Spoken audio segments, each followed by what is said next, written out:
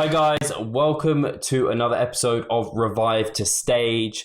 I am here with Pascal, my man, who is a little bit sleep deprived, so we might have to give him a little bit of a break because it's going to be a hounding on him to interview about, and we brought this up last time, kind of talking about, we haven't spoken much about Pascal. We want a bit of an update and just maybe a bit of an overview and insight into what's been going on since Pascal decided to pull out of contest prep because, as you guys know, it wasn't an easy decision. It then was something that kind of caused a bit of tension in his life for a period of time, and probably still is to a degree, but I think he's kind of moved on quite well from it now and found other things to focus on. And I know in terms of, it was kind of basically like post-contest blues. So like a lot of people get that. And even if you're someone who hasn't decided to actually step on stage, even I think the post-contest blues could be even worse because you haven't actually got to that point. So that is a bit what we're going to talk about because you guys were very interested to hear about this perspective, which I think is going to be really valuable for you guys. So if we start from the beginning, so we talked about the decision that you came to before, and I mean, it wasn't an easy decision. So then you were drawing up longer term plans, and then how did the initial kind of, you had those plans, did you stick to those plans, and what initially happened, Pascal?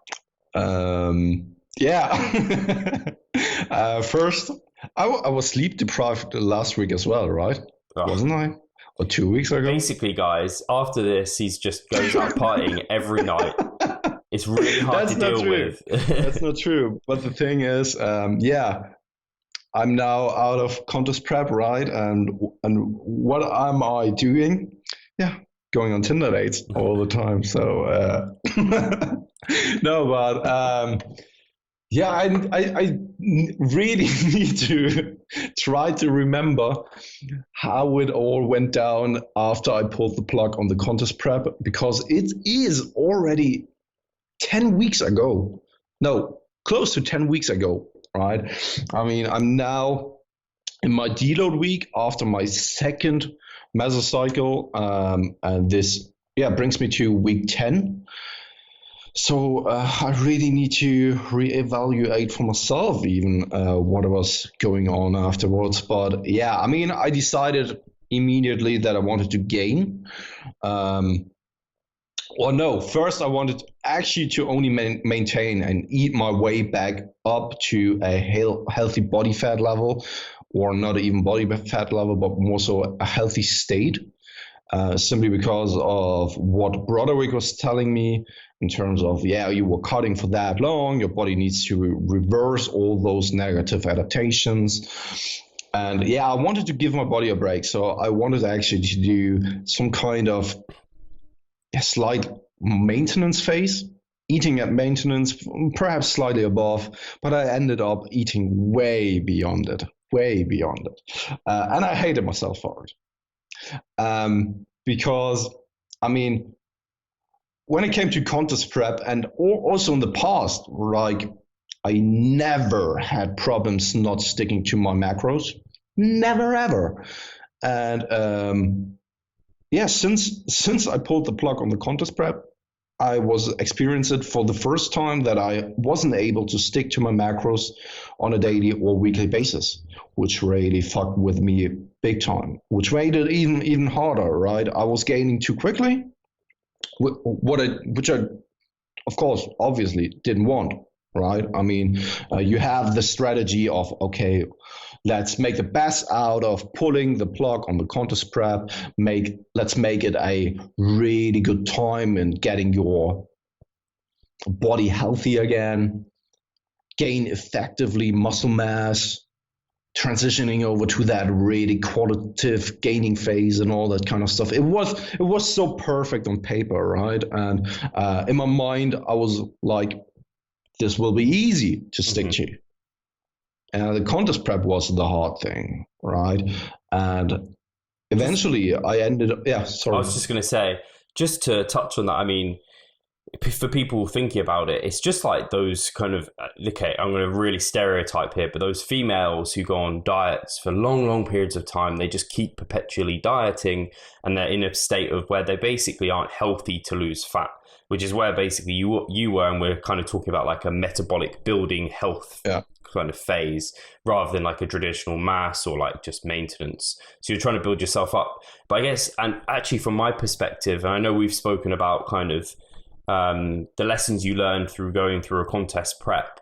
This is one of the things you've now learned, because basically this is like the out of the contest prep that you've now gone through, and how it is really hard to stick to things when you haven't got that really immediate goal. Yeah, totally. And I mean, I was having a goal, but I wasn't really fully behind it, I think. Simply because in the back of my head, I was still in that mindset of contest prepping. And also because I've seen everyone around me still continuing their contest prep. And I had the feeling that everyone I knew or met over the past month and years in the industry is actually competing this year, which didn't make it much easier to accept the fact that I'm then not competing, right? And me, on the other hand, then gaining fluff way too quickly made it even worse. It ended up being kind of a vicious cycle, like which I couldn't really escape, and I tried, and I really tried, because I mean, I know what to do. This is what I preach to clients of mine, or even people who are looking for help on the internet, on our Facebook group and all that kind of stuff, that don't be too much influenced by social media, for example. What ended up happening for me, I was absolutely massively influenced by social media, because again, I pulled the plug on the contest prep, didn't want to, and all I was seeing on the social medias now for that time was like contest prepping people. Perhaps there was other things going on, but it was like this bias, right? You were in that zone, and because you can't have it, you see it everywhere. Mm-hmm. It's like that dieting mentality when you restrict some certain food groups, which you love. All you want is and that. Then all you want is that, exactly. When someone comes to you and say, don't think of a pink elephant, what do you think of? A pink elephant, of course. And it was the same. I didn't accept the fact that I pulled the plug on the contest prep a couple of weeks after I actually did so. And it took me also a couple of weeks until I was at a point where I didn't really had massive food cravings. I mean, I ate a lot, and still I was so hungry. And I didn't change anything about my nutrition. I was still eating plenty of fibrous food. I was still eating high voluminous foods to keep myself satiated, to keep myself sane, to not being that food focused. But no matter how much food was sitting in my digestive tract, there didn't really come that response to my head, that the satiation effect, right? I was feeling full. I was really feeling that the food was kind of pressing against the wall of my stomach, but I wasn't really satiated. Mm-hmm. I could continue eating, and this ended up in a cycle of, okay, then I overate a little bit. Let's get back on track the next day, because I can, right? Because I know what to do. I have the knowledge about just get back on track. Yeah. But what ended up happening was the contrary, which then, again, what I already mentioned, ended up with me being fucked up in my head and totally kind of a breakdown, because I couldn't really explain it to myself. I knew what to do. I had the fundamental knowledge. I have the strategies at hand, the tools at hand, and still I wasn't capable of actually going against those kind of reactions. And this is also the reason why I have this little whiteboard here in the background, to keep myself accountable and also remember some things I need to really focus on in that moment, and don't make emotional decisions. Like when I was sitting in my bed, for example, I was ending the day, I started like going out and eating some rice crackers, for example, and then overeating on rice crackers. Like, how insane is that, please? Just plain.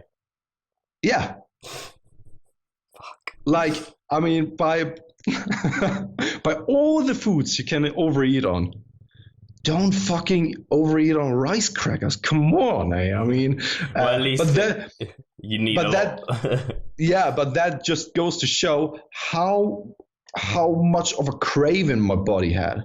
And this was, again, the reason why I created that whiteboard, so that when I get up, or when I have the urge to do things that aren't really in my strategy or in my plan, I can then have a look at that chart and remind myself, okay, is that really important? Is that a priority? Is that helping me to check the boxes? And I could always answer them with no, right? Which helped massively. It seems like such an easy tool to actually write your goals down, and write them down in such a fashion. But it helps immensely, because when you're in such a situation where you are perhaps tired, your willpower isn't there anymore, because I don't know what you did over the day. Perhaps you used all your willpower at work because your boss was shouting at you, giving you all the tasks, don't know, right? Then at the end of the day, you're sitting at home and you don't have any willpower left, and you're fucking tired and simply do want to overeat. You can always remind yourself with stuff like that. I try to create, again, an environment of habits, which took me a while. Yeah. Which really took me a while. Took me 4 to 6 weeks to get back on track, which seems like a long time, but I think it's not really uncommon to see stuff like that for people who finished a contest prep or who really came out of this severe cut, to get back on track, to get back sane and all that kind of stuff. And I think you really need to take the time actually to get back on track. The good thing, however, and then we can talk about training just a little bit, is that I trained my fucking ass off over the past 10 weeks. I had school holiday for 6 weeks, and I simply wanted to use the time as good as I could, and also the extra calories. I mean, let's face it, it wasn't like I wasn't compensating. It wasn't like because I was overeating, I was training more, but it was that I was training a lot, and perhaps that led me to actually crave even more food, because on top of the cravings I had naturally, then on top of that I was training twice daily, and then the body was craving even more food and nutrients, right? Mm-hmm. No, I just wanted to, before we go deep into training, because I know we want to, for the listeners, just if you didn't take away the main point, I think was that how hard it is. And the thing I really want the listeners to take away from that is how you got over it was basically you found a source of accountability. That's essentially what you did. You found that whiteboard, which was basically made you think of, is this action going to take me further towards or away from my goal, which is something we do for our clients all the time. And even coaches need that sense of accountability. So especially because you're on your own, like you're basically a bachelor in a sense. So you haven't got anyone around you to be like, Pascal, you meant to be eating that, or like you don't have anyone to keep an eye on you, as it were. So that whiteboard is that reminder for you. So that's... and I think you bring up a really good point here. I think that all this wouldn't have happened when I would have a girlfriend or someone at my side, actually, because this always only happened at the end of the day and when I was alone. And I knew that I don't need to go out anymore, right? And I could imagine that because I felt guilty every single time. I felt guilty, and I knew that this isn't helping my future goals. And I wanted desperately to get back on track and desperately to hit everything like I intended to.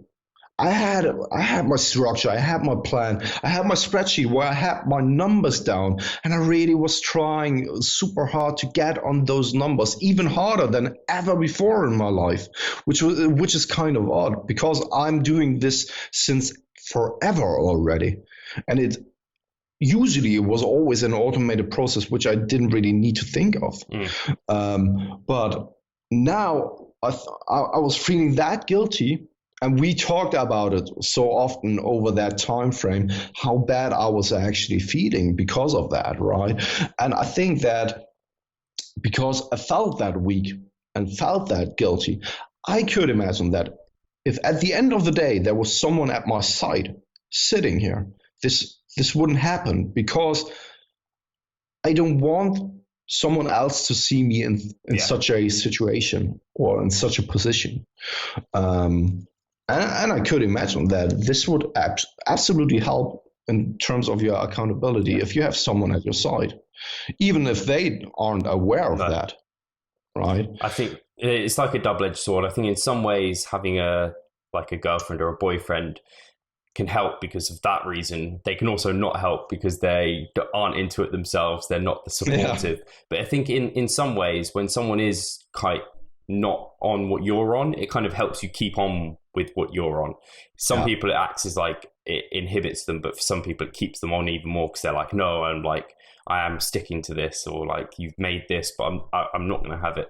And then with the training, I think it was really important that you picked out that you weren't doing it as like a guilt thing. It wasn't like you were purging via training. It was more, and I think it's the same with like, if you do overeat a little bit, if you overeat a little bit, maybe you can compensate with a bit of exercise. It's not like you're exercising to eat more, or you're doing extra weight training so you can eat more. And it's kind of like, or you feel like you have to do it. It's more of I've eaten a bit excess. That means I have more recoverability. That means I can do more in the gym. It was a very thought out, logical process. I think that's a really clear but difficult distinction, but hopefully the listeners will be able to understand that. Totally. And this is something, we need really to point out here is that I see it a lot, especially with female clients, unfortunately, that they try to compensate overeating with some form of cardio, especially. Now exactly. Like I have, without naming anyone, but I have clients who ask me, okay, I overate just a little, can I do some extra cardio? And I said, no, sorry, you can't. Accept the fact that you overate, see it as that it simply happened, and let's get back on track. Let's not add any additional stressor to the system, which then perhaps accumulates to that vicious cycle we were just talking about. Because this vicious cycle can actually creep in quite quickly without you realizing it.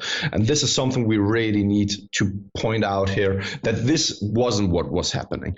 I was planning on training twice daily, 6 times a week, because I had the time for it. And I planned it out already before something like the nutritional aspect happened.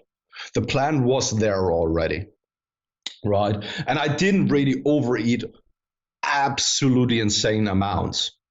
I want to stress that as well. It wasn't like a challenge. It wasn't like that on a by daily basis or something like that, where I was like eating 10K, then the next day I was restricting all the food, and then the next day 10K again. This wasn't what was happening. I was overeating like 500 calories a day. Easy. And I wanted actually only to be in a surplus of around 200 to 300. And I overate like 500 and sometimes even 700 kcals a day. But I also think because it wasn't the first time I ever trained twice daily. that I underestimated how much my body actually requires then.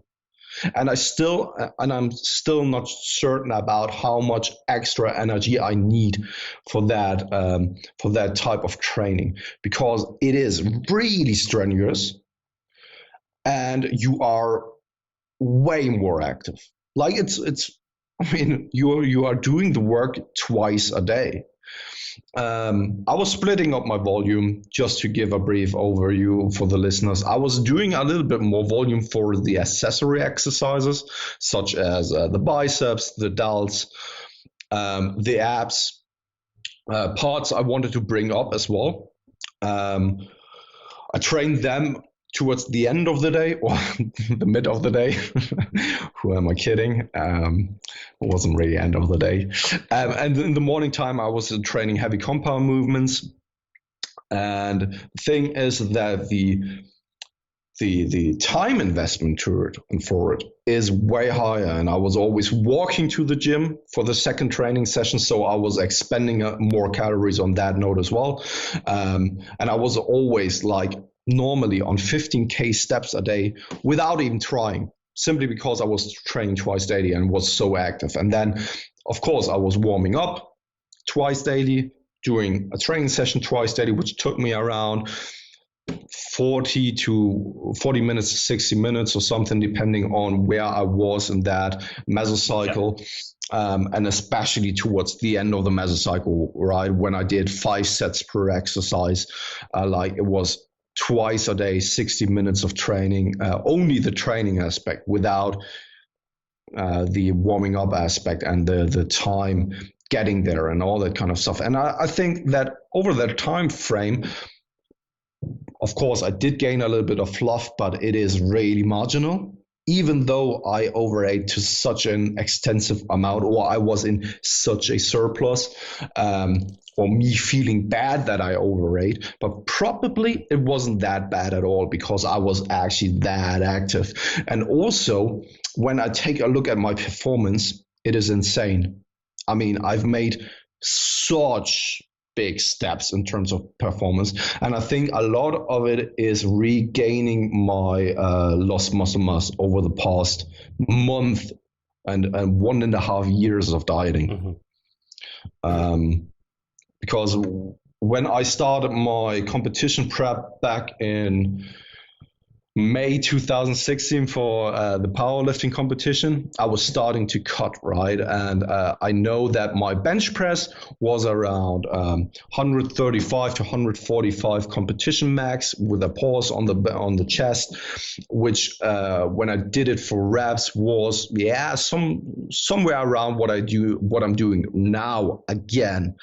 And the funny thing is that when I was in London and was deep into my contest prep and really close to pulling the plug, when we were training, right, I was in the gym and I had such a hard time actually hitting 90 kilograms on the bench for about 6 repetitions. And I was really trying hard to keep my strength levels. I was trying so hard, and it was a pain in the ass from week to week to keep them constant.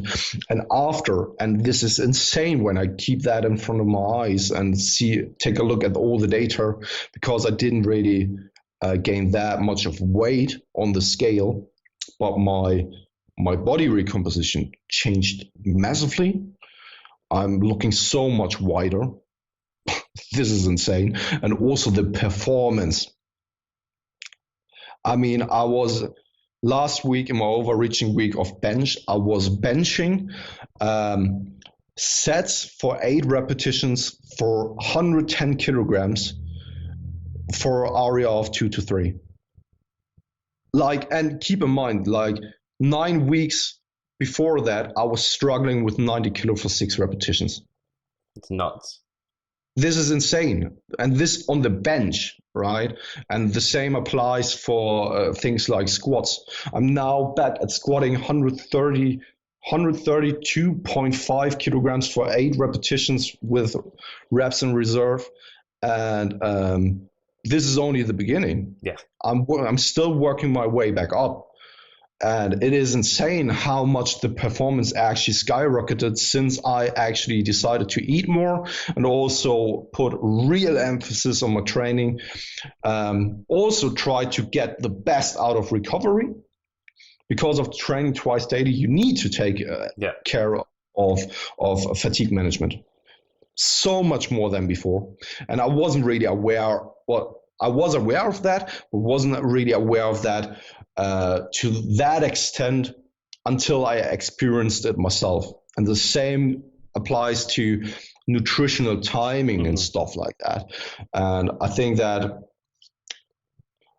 when I really think about it, I hardly ever would prescribe twice daily training to clients of mine.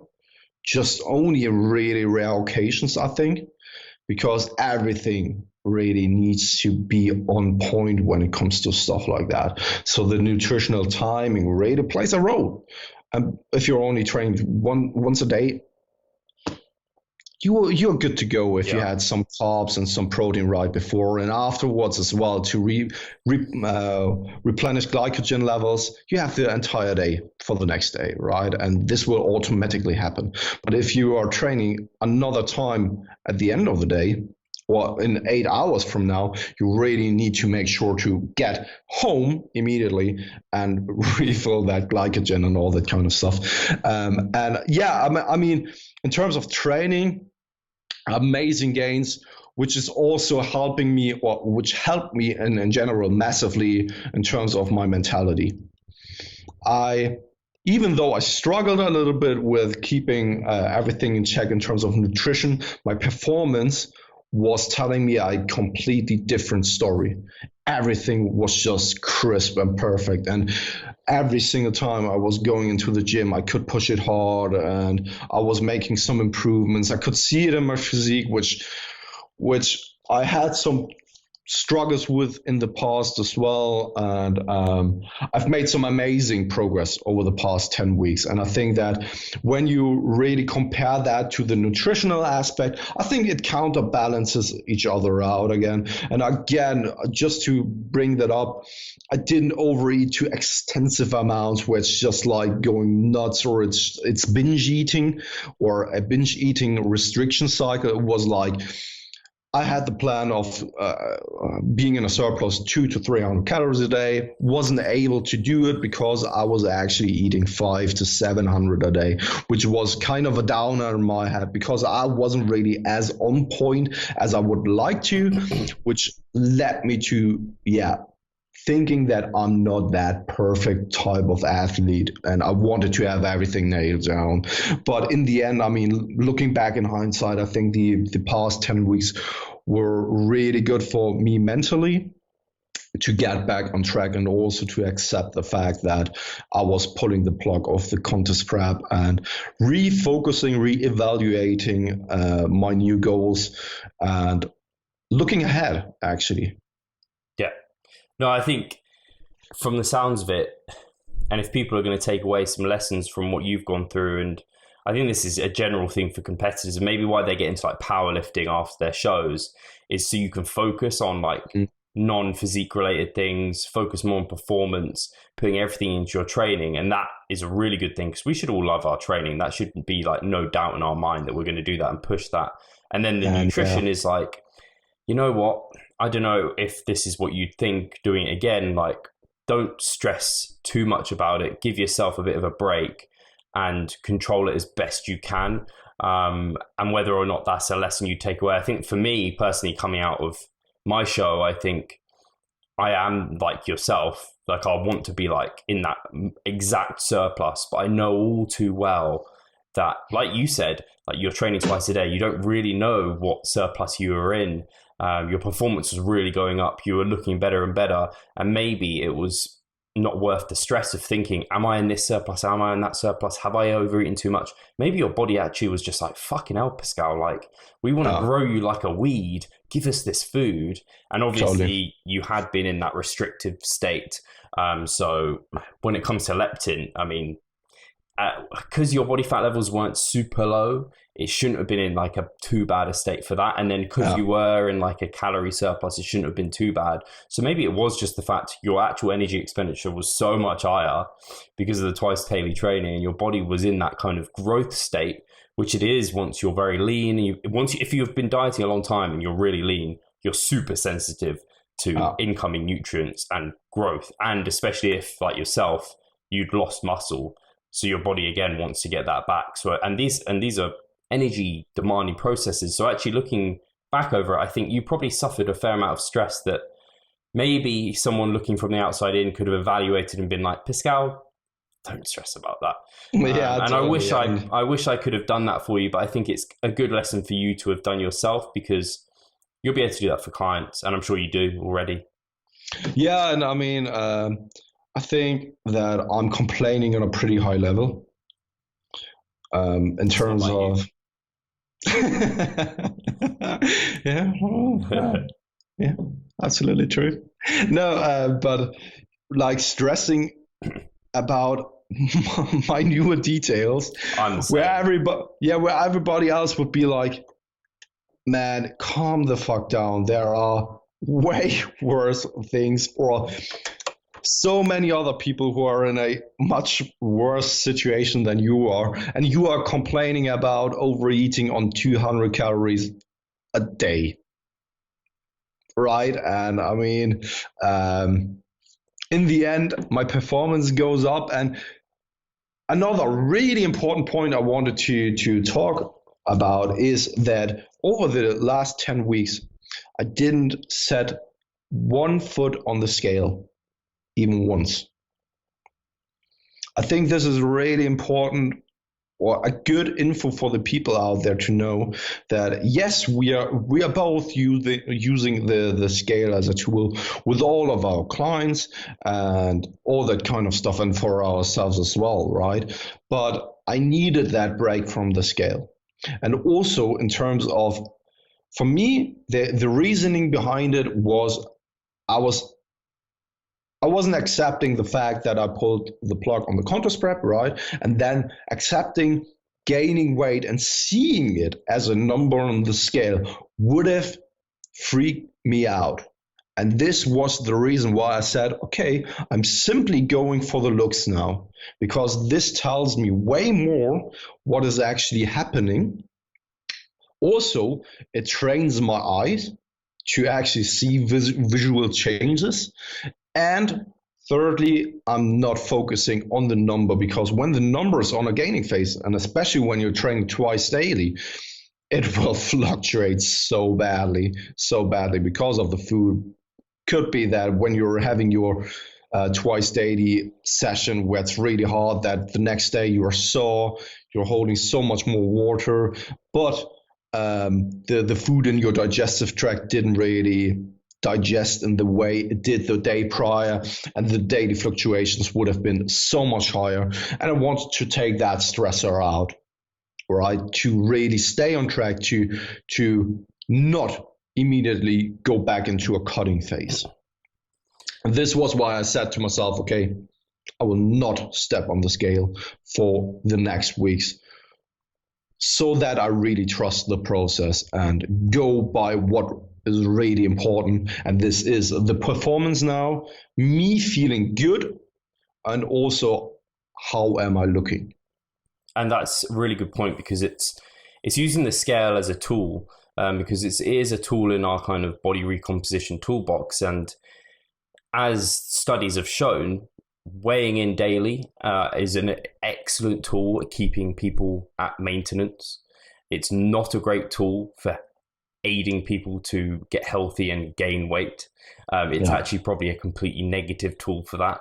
And this is maybe something that I'll take into my post-competition period, because I know I want to go through a fairly good, like, it's going to be an aggressive surplus, like 500 calories probably at least I want to be in, just to initially get healthy body fat levels and then just grow as much as possible. And that's going to be aggressive maybe for a single mesocycle kitchen sink of hypertrophy. I'm going to be doing shitloads of volume in that time. It's going to be quite fun, I think. But what I know for myself is I don't like seeing that scale go up. And so I may well remove it at that time. And now I've got you, Pascal, to talk to and be like, so how did you deal with not doing this? Because I do it every single day. And actually at the moment, I take a photo, I put it onto Instagram every day, because actually if I don't do that, I forget what the number is. So I save it down every day, and this is how I do my weigh-ins. I actually have no idea what my weekly average right now is, which I think is a good thing, because I'm massively focusing on appearance and I'm seeing details come out. So whereas I want kind of the opposite to happen when I'm coming out of prep. So this is really cool. And I think that when we stay with you now, especially coming out of a contest prep, you are as lean as you've never been before, hopefully. Definitely am. And it could be then hard to see you going out of that phase. And if the number on the scale actually approves that you're gaining weight, right, it could stress you out unnecessarily, and shoot yourself in the is it called leg or foot? And the foot. Shoot yourself in the foot, and perhaps even restricting yourself and making the best gains possible. And also, as you said, right, we have a podcast episode with Broderick where he talks about the fallacies of the scale weight. And the scale doesn't tell you if you're healthy or not. Or sexy. It doesn't tell. Or sexy, yes. I mean, mine does. Every single time. How good would that be? It gets on fire. It's like first of all, you're sexy. Second of all, you weigh this much. The sexy scale. But yeah, I mean, it doesn't really tell you if you have diabetes or anything like that. I mean, and especially when you're coming out of a contest prep, it doesn't tell you when you feel good or when you don't, right? And it could potentially be that you're, again, shooting yourself in the foot because you see the scale moving up, but you're still feeling like shit. And then you want to do that traditional thing of so many athletes who are out there getting straight into cutting again. Right, and this isn't really what you want to, and especially accept the fact that the off season has started, right? And yeah, I think that this approach really helped me massively to stay on track. Yeah, and I think actually it's going to be a good when I do transition out, and I might not like it, but I think documenting that on Revive to Stage will be quite a good accountability tool for myself, and allow other people to hear how we're doing things. So I don't know if you've got anything else you want to add. We'll come to almost 40 minutes. I mean, it is a lot. A 10-week recap. You can only talk about that much, right? I mean, I have plenty of things to report on a minute basis. Like I threw in a short mini cut because I've seen that I gained just a little bit too quickly. We've touched on it just slightly the last episode already, that during the London seminar, Mike was talking about, I always forget the name, man, way too complicated. Mike needs to come up with a more nutraceutical concordance. Yes, absolutely. Where he talks about a really aggressive gaining phase for the first mesocycle, then a short and aggressive mini cut, and then slightly increasing the calories from there on. And this was something I was actually doing subconsciously. Wasn't really planned, but because I had the feeling that I was overshooting on calories, I thought, okay, let's do it like that. Let's make it really aggressive in the first mesocycle, then do a short mini cut, and from there on, when your food focus is off the table again, which is really weird. In the first mesocycle, I was so food focused, still absolutely hungry. I was stuffing my face with all those foods and meals, right? And then I got into the mini cut, which helped me get back on track, being rigid and disciplined massively. And after that mini cut, I was able to simply get back on track without being food focused, without being overly hungry anymore. And this strategy was playing out really well for me, and which is kind of counterintuitive to what you would expect actually when you are in a short aggressive gaining phase, then pulling back again, cutting again. But doing, and this is something I experience with a lot of my clients as well, and for myself as well, that I have an easier time actually sticking to a cutting diet than a gaining diet. And especially because I know, okay, when I'm not absolutely on point, I don't see any fat loss happening.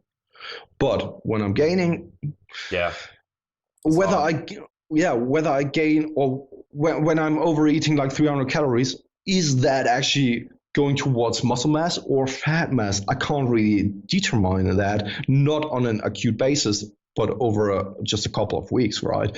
And this is, I think, why so many people struggle to actually stick to those macros in a gaining phase. And it helped me massively just to get back to the point with a mini cut to really be disciplined and stick to my macros, and then transitioning over to now a slight gaining phase again. Brilliant. No, I think that's a good place to kind of call it. People know where you're going now. And I would just say to the listeners, if we have brought up any kind of topics you'd like us to touch on or questions for Pascal, maybe if there's enough questions, we can do a whole episode of just like Q&A about transitioning out of a dieting phase. That might be quite cool. But I know we've got some... I mean, at some point we definitely need to do a Q&A anyway, right? Yeah. I mean, when you are finished with all your competitions and stuff like that, I mean, I think that this is then the best time to do something like this. But I think at some point we definitely need to do that. No, 100%. So, yeah, I should get a submission form on the website for Mike Israetel questions and for questions for us, because I think that is something this could turn into, is a bi-weekly update with one of us and a bi-weekly Q&A, because we have knowledge we can share, and we listen to a lot of smart people. And we have all the guests on the podcast that we also talk to off air a little bit and get some little nuggets. So we try and get as much as we can, and we want to share that with you, and hopefully help you guys as well. So without further ado, I guess that's kind of the end of the episode. Yeah, absolutely. And it was a pleasure actually talking about myself. Okay. I love talking about myself. Absolute narcissist. And but I hope that you guys really enjoyed it and also get something out of it, because I mean, we are doing those episodes not ready to show off or anything like that, or only to report about what we are doing, but to give you some kind of idea what we are going through, what is happening in our lives, and perhaps also bring you some kind of value, no matter what it is, no matter what you're hearing out of what we are saying. I hope that there was something in it which you can take and apply for yourself. And I think on that note, we can definitely end the show. Brilliant. No, I did. So I hope the listeners did. Thank you everyone for listening, and we'll catch you very shortly. Cheers, guys. Cheers.